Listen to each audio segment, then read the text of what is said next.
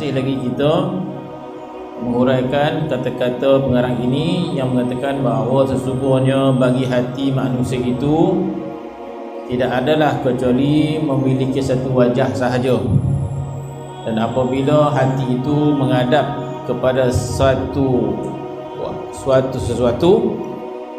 maka keluarlah menghadap yang lain.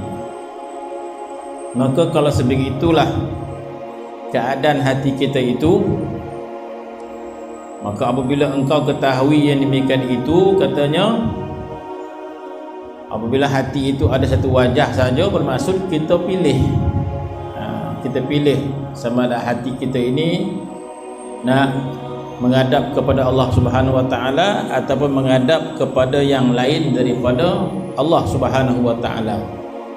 Jadi ulama dia letakkan dua,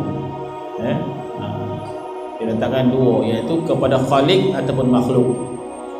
Kita hadapkan hati kita kepada Khalik, kepada Tuhan kita, atau kepada bukan Tuhan kita. Selain pada Tuhan, makhluk. Bermaksud bila hati kita ini menghadap kepada makhluk, maka kita akan membelakangkan Tuhan kita. Kenapa? Sebab hati itu hanya ada satu wajah saja. Dia boleh menghadap satu saja. Jadi kewujudan ini kita simpulkan dua sahaja, Khalik, makhluk. Selain pada Allah, makhluk. Dua, tak dua. Maka hati itu satu wajah. Bermaksud kata-kata ini berdasarkan Al-Quran yang kita dah baca dulu. Ma ja'alallahu lirajulin min qalbaini fi jawfi. Allah Ta'ala tidak jadikan ada dua hati dalam diri seseorang itu. Bermaksud hati kita ada satu, kita nak menghadap yang mana terpulang. Tetapi sifat dia kata kalau kita menghadap kepada yang satu, dia akan membelakangkan yang lain. Jadi ulama letakkan kewujudannya dua, makhluk ataupun Khalik. Maksudnya. Jadi kalau dah tahu begitu, katanya di sini, maka apabila engkau mengetahui demikian itu, maka hadapkan olehmu akan hatimu itu kepada Allah. Kalau begitu, mana sekarang ni seolah kita pilih antara dua. Kita nak menghadap kepada Khalik atau makhluk. Makhluk tak kisah lapor pun. Selain daripada Allah, makhluk lah. Pilih. Jadi kalau begitu keadaannya, kita kena pilih di antara dua. Kita menghadap kepada Khalik ke atau menghadap kepada makhluk, maka pilihlah yang paling bernilai. Maka katanya, kalau demikianlah keadaan hatinya, maka hadapkanlah olehmu akan hatimu itu kepada Allah.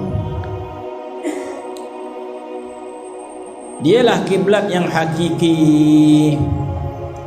Dialah kiblat yang hakiki. Sehingga ketika mana kita solat, tubuh badan kita menghadap ke kiblat Ka'bah al-Musyarrafah. Ini bukan kiblat yang hakiki, itu maksudnya. Bila kita solat, kita menghadap ke Ka'bah al-Musyarrafah, ini bukan kiblat yang hakiki. Kiblat yang hakiki adalah Allah Subhanahu wa taala. Dengan arti kata lain, tidak ada nilai dia sekiranya badan kita menghadap ke Ka'bah al-Musyarrafah, tapi hati kita menghadap ke lain, maka tidak ada nilai dia. Itu berdasarkan hadis Nabi SAW. Nabi menyebut tidaklah seseorang itu mendapat faedah daripada solat dia kecuali mungkin 1/2, 1/3, 1/4, 1/6 daripada solat dia. Kenapa? Mengikut qadar hatinya bersama Allah. Mengikut qadar hatinya bersama dengan Allah Subhanahu wa taala. Jadi bermaksud hakikat solat itu apa?